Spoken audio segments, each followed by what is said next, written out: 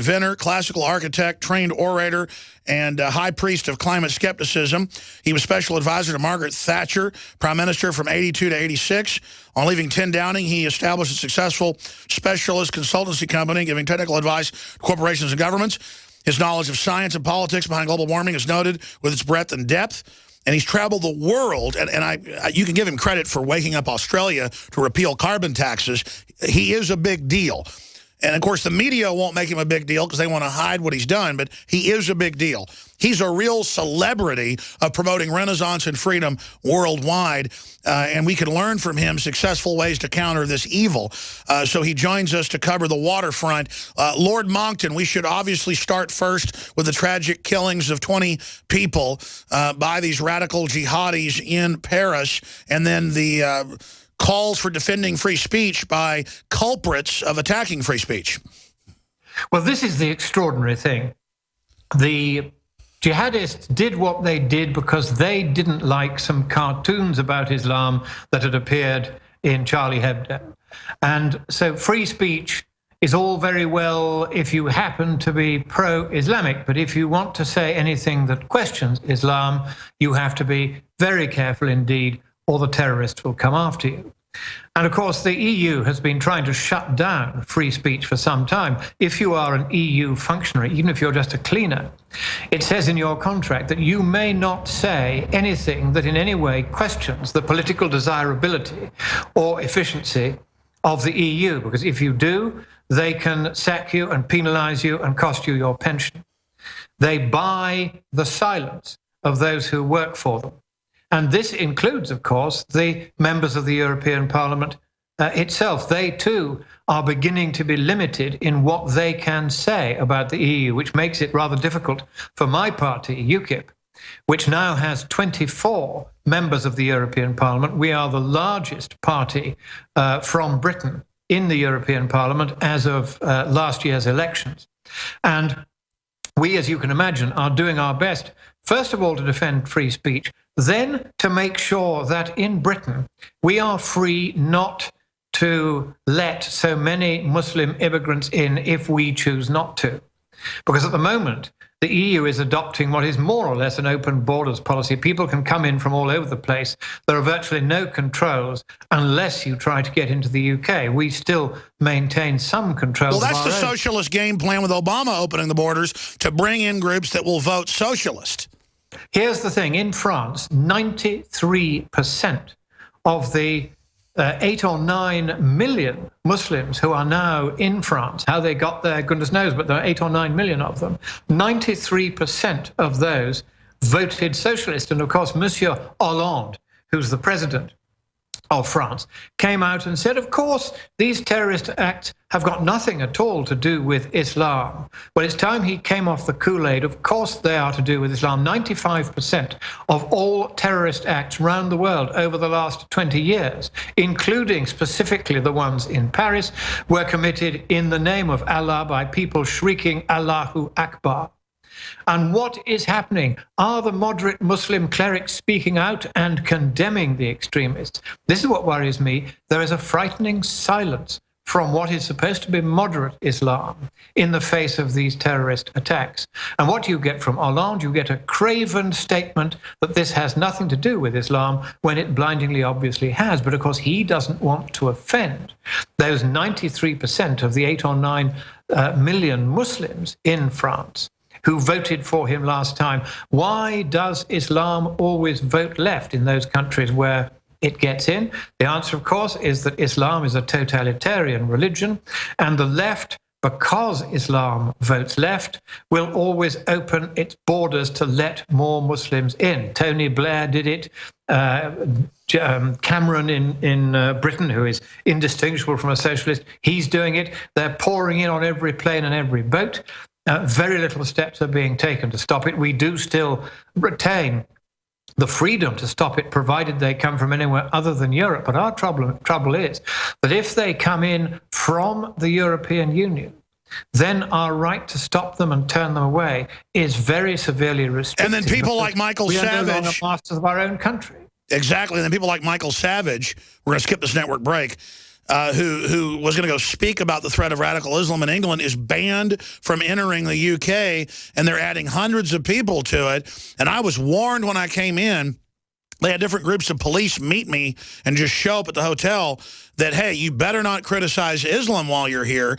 I'm not somebody that's ever even been attacking, because there are a lot of Muslims that I think are nice people and aren't radical, but you're right. What dominates it is the totalitarian angle, and they've intimidated the non-radical Muslims, and the West seems to be backing radical Muslims through Saudi Arabia, taking over the Middle East and Africa. And so it looks like they are really a protected group. Well, even if I agreed with Islam, I would be mad as a libertarian with the fact that they get special treatment. You're not allowed to criticize them. That's frightening that they let jihadi preachers get up and preach for terror attacks on UK television, but that Michael Savage can't come into the country. That's chilling. Well, this is something which I think is very dangerous indeed. I'm very sorry that Michael Savage has been banned. Yes, he speaks strongly, as do you, as sometimes do I. But does this mean we ought to be silenced? No. What is happening is that free speech is rapidly vanishing in favor of what is politically correct. And of course, what is politically correct means what is politically left-wing. If it's left-wing, it's correct under this new disposition. And if you're not left-wing, then you are going to be silenced. And they've tried this on the climate, they've tried this on Islam, they're doing it on various subjects.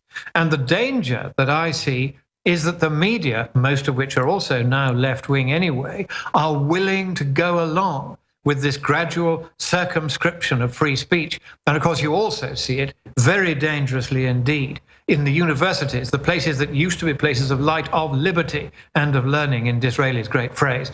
Now you can scrub liberty and light and learning. Now it's doctrine, doctrine, and doctrine. Left-wing doctrine, Islamist doctrine, anti-Christian doctrine, anti-Western doctrine throughout the universities. This is a very extraordinary moment for the West, because the West is busy abdicating all the reasons for its greatness. Our freedom of speech, our liberty of expression, our freedom of movement, our freedom of action, our freedom to form and unmake companies, our freedom to keep most of our own earnings, our freedom to say what we want to say, albeit to be polite and not to be libelous, but at least to speak freely.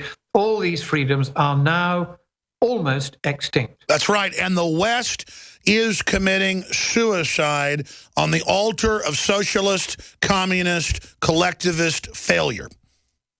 This is the tragedy, because socialism has failed. The welfare state has gone bankrupt everywhere. In the United States, the national debt has doubled in the lifetime of this president in office. We'll call him a president, though he isn't really. Likewise, in the United Kingdom, in the lifetime of just one parliament, only 5 years, the national debt of Britain, which took 250 years to accumulate, has doubled in just 5 years. Why? Because the welfare state is out of control, and part of that, of course, is uncontrolled immigration, and people arriving at the airport going straight to their compatriots who work in the benefit offices, claiming large benefits and free operations on the National Health Service from the British taxpayer, though they have no right to them. The British taxpayer, therefore, has to queue and wait and starve. Isn't Cloward and Piven the end game? Bankrupt the West and then bring in total collectivism? I mean, this is a nightmare scenario, and as you said, we've had a doubling or an exponential growth in just the last 5 years in the West of debt. Other European countries are going bankrupt as we speak. What is the end game, and how long until it all collapses? Well, this is a very good question. I have a cousin who is very high up in the financial world, and he reckons about 6 months and it's going to fall apart. He said the debt has gone way beyond what is sustainable. And in Britain, it could even happen sooner, because if, as I suspect we will, we end up with a socialist government after our general elections in May this year, just a few months away now, then the stock market here and then worldwide will collapse more or less immediately. So I'm busy repositioning myself to get out of the stock market into other things. Gold, silver look good. They haven't gone up much in the last 5 years, but I think they suddenly will when everything begins to collapse. It's very good news, of course, that the oil price has fallen. That's actually been a benefit to the Western economies, though paradoxically, the stock markets have gone down in response to that, because they sense, and I think rightly, that there is an instability because the one cartel which is permitted in international law, when all others are banned by the World Trade Organization, is, of course, the oil cartel. And people are beginning to be reminded that Saudi Arabia still controls that cartel, and it is trying at the moment to shut down all the shale gas and shale oil operations in Canada, in the United States, in Britain, in Poland.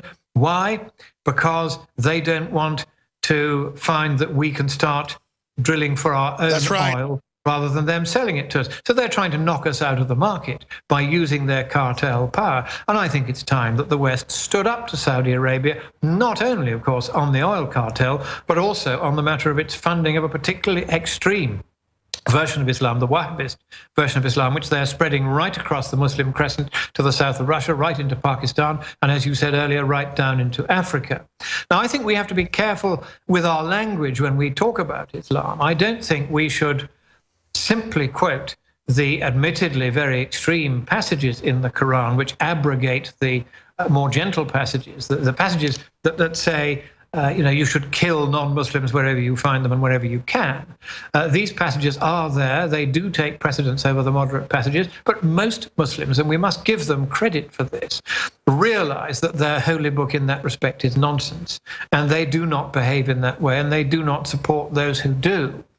So I think that, like you, I am a friend of moderate Islam, because in many respects it shares our values. For instance, you and I don't like baby butchering, and nor does official Islam like baby butchering. So we do have some moral standards in common on which I think we should build. But simply to give in to Islam in the way that left-wing governments like that of Monsieur Hollande are doing worldwide, that's when you get terrorism. If you look weak and you have a socialist administration, then in come the terrorists, because they know that you'll get exactly the kind of rhetoric that Hollande came out with, trying to say that this was nothing to do with Islam. This is a real danger. If we cannot get our politicians to speak the truth because they themselves have become frightened by the terrorists, then we need more muscular politicians. Well, it shows the complete surrender of the socialists who have a 100+% tax rate on the middle class in France. I'm not joking, folks. That's Associated Press. 101% tax rate to fully bankrupt their enemies. And the socialists have been found with Swiss bank accounts, so they're exempt from it, as they always operate as EU dictators. And we use that term. Lord Monckton can back up the statistics. They are dictatorial. Benjamin Netanyahu, it's now being reported, regardless of what you think of him, was told by the French president, don't march with us, but Netanyahu still did it.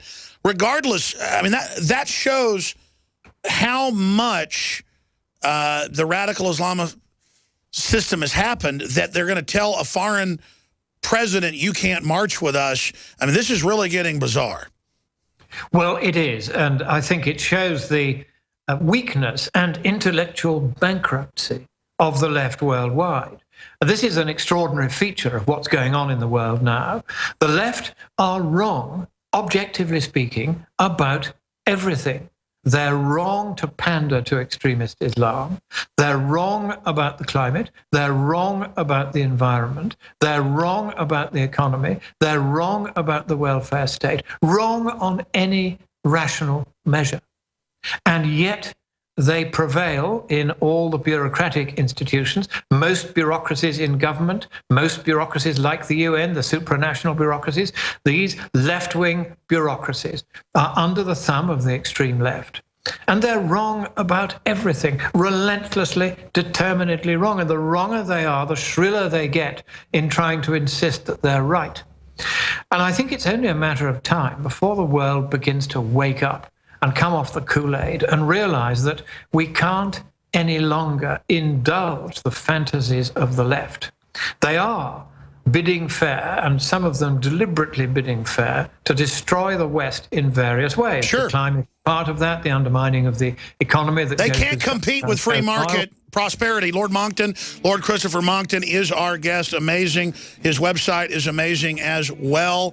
We're going to come back and ask him if the collapse is coming in the next 6 months, the next year. We can see a lot of signs of that. Then what comes out of it? How do we defeat the culture battle that they're planning to use the crisis to sell more socialism as the answer? How do we defeat that? Then we'll shift gears into what's happening with the climate, carbon taxes, record cold weather, and more. Scienceandpublicpolicy.org. We're on the march. The empire's on the run. Alex Jones and the GCN Radio Network.